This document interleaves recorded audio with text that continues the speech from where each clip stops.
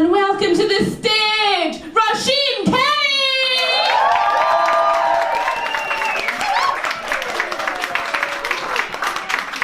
Oh wow, hello, CC Blooms, how are y'all doing? It's so nice to be here. My name's Roisin. Recently I found out that my vagina is eating itself. I was like, finally. Want to get something done, you gotta do it yourself, am I right? Basically, I noticed a couple of years ago that I had like a raw patch on my vulva, right outside where my vagina is. At first I assumed it was a friction burn. I was like, makes sense, I'm a shagger. And my boyfriend at the time was like, yeah, it's probably because of my big dick. And I was like, maybe. I don't think that's the reason. But then that relationship ended, we had a national lockdown, I didn't touch another living soul for a year, and it was still there. So I went to the doctor, and basically I have something called lichen sclerosis, which means the cells of my vaginal area are attacking each other, which isn't very feminist of them. A bit unimpressed by the internalized misogyny on display here. What are you, a member of the London Metropolitan Police? Okay, so like, it's fine. Basically, twice a week for the rest of my life, I need to apply a steroid paste to my vulva, and that keeps the whole situation under control. I was hoping the steroids would at least make my vag like really jacked. But we try to open jam jars all week. That makes it worse, right? Because then I asked my flatmate for help, and he's like, Roisin, I can't get a grip in this, it's too slippery. Like, what are you doing? Disgusting. But funny. And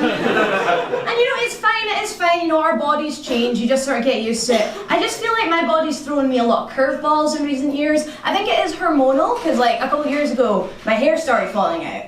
No one knew why my hair was falling out. Apparently I could have something called androgenetic alopecia, which isn't supposed to hit until the menopause. Now in fairness, I am 29, and the part of Glasgow I'm from has a life expectancy of 56. So,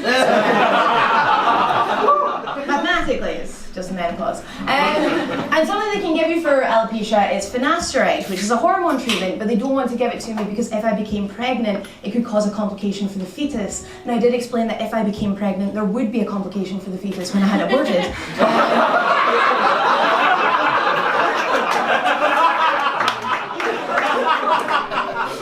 Yeah, they didn't think it was funny. Something which can set this stuff off early is stress. We've looked at your record, you have a lot of history of like trauma and anxiety. Maybe you should think about seeing a therapist. And therapy is one of those things I've known I should get for a long time, but I always held off getting it. And I realized that the reason was I didn't feel like it was really for me. I'd sort of grown up in a culture where therapy wasn't really something that people did. Because I'm from a part of Glasgow called Govan. Govan's known for three things, okay? It's known for its shipbuilding, low life expectancy, and good old-fashioned sectarian violence. So it's that kind of place. The funny thing about Govan, no one there has ever said the word therapy out loud. Because it is a hard word to say if you don't have any teeth.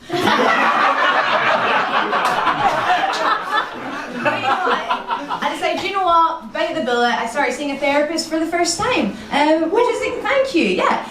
He cared. You guys don't give a shit. Well, this person. It's very exciting. It's like the first day of school. I can't wait to have fun and make friends. And by friends, I mean one friend. He says it's inappropriate to call him my friend, but I will break him.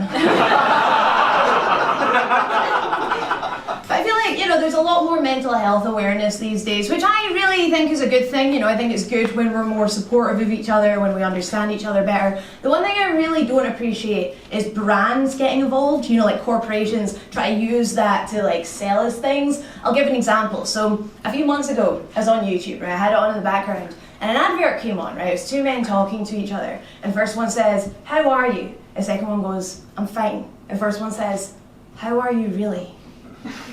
And it was an advert for crisps. And like, look, I'm sorry, okay, but when I was young, if we wanted to sell something to you, we just heavily imply that you get a sexual favour out of it, like every advert in the mid-noughties was like a black lake, and a naked woman would come out of the lake, and she'd look over her shoulder and there'd be a tiger, and she'd look at the tiger and be like, Toyota.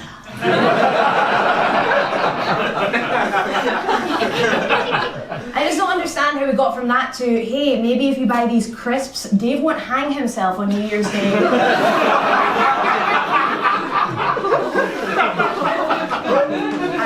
That's actually everything I was going to do this evening. You guys have been absolutely lovely. I've been Roisin Kenny. Have a great night.